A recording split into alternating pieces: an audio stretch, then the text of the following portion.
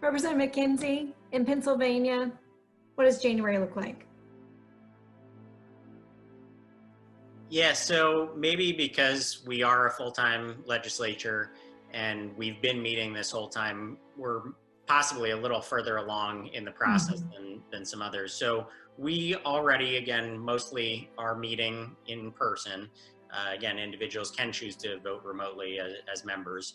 But at the same time, hearings are open to the public again. Members of the public and press are able to be there, but you can just see that many are opting not to do that because hearings are now online, all online, and testifiers can be there virtually as well. A lot more people are just choosing that route.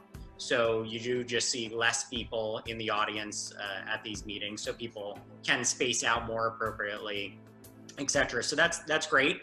And, you know, meeting virtually has also allowed for testifiers to come in from around the country who we might not have had be able to come and testify before. Well, we're still working on it. We got a survey about a month ago, and the results just came out for all of the members, both in the House and the Senate, to kind of give their input on what they would like the legislative session to look like in terms of safety protocols.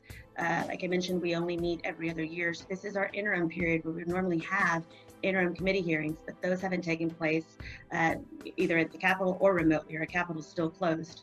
And so we're considering different things. We don't have a plan in place yet, whether we'll have remote sessions or, as mentioned, some of the other legislatures having a hybrid session, whether we're going to allow people into our office or not. You know, as you know, everything's bigger in Texas. And I know it had been mentioned earlier about having space. Well, there's definitely space at the Capitol, but whether or not we want just people that work there, that need to be there, that need to testify, whether we want any visitors on the House floor, whether all 150 of us, because there are 150 state representatives in Texas, if all 150 plus the essential staff are going to be in one chamber, or how we're going to do that. Since our session ended at midnight on the 13th of March, we have since had 4 special sessions. And in that vein, the first 2 sessions were primarily electronic. So we use a platform from Cisco called WebEx to meet. And then our IT department actually crafted together a separate a voting system. So we use WebEx for the visual component of the meeting, and then we have a secure site where we cast all of our votes formally. Now, I say that we've had 4 special sessions since the end of our general session, because that's the most of any part-time legislative body in the United States. Look, where there's a will, there's a way. And the most important thing, and this is a very ACYPL type statement, if we don't worry about whose idea was, right?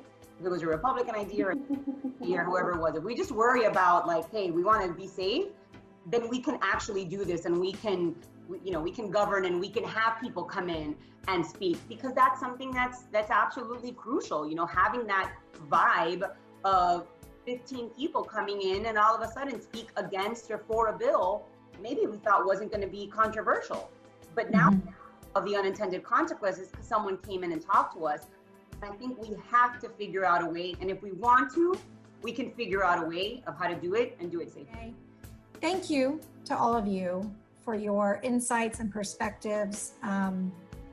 You are wonderful representations of the ACYPL community. Thank you to ACYPL for existing and for serving your alumni community during this time. And thank you to our state elected leaders.